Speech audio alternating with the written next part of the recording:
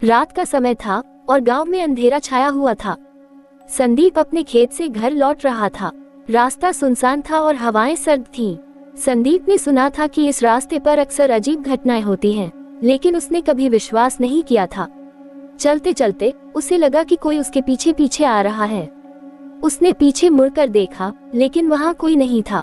उसने इसे अपनी कल्पना समझकर आगे बढ़ा। थोड़ी देर बाद फिर से उसे वही एहसास हुआ।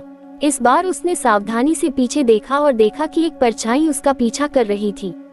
परछाई की शक्ल मानव की तरह थी, लेकिन उसकी आंखें चमक रही थीं। संदीप ने डरकर कदम तेज कर लिए, लेकिन परछाई भी उसी गति से उसके पीछे चल रही थी। उसके दिल की धड़कन तेज हो गई। उसे घर पहुंचने की जल्दी थी। अचानक उसने सुना कि कोई उसके नाम से पुकार रहा है। आवाज बहुत ही डरावनी थी।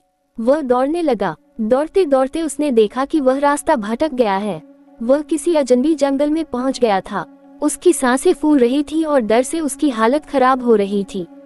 तभी उसने देखा कि वही परछाई उसके सामने खड़ी थी। परछाई ने धीरे धीरे इंसानी रूप धारण कर लिया। वह एक बूढ़ी औरत थी, जिसके चेहरे पर न जाने कितनी पीड़ा और क्रोध था।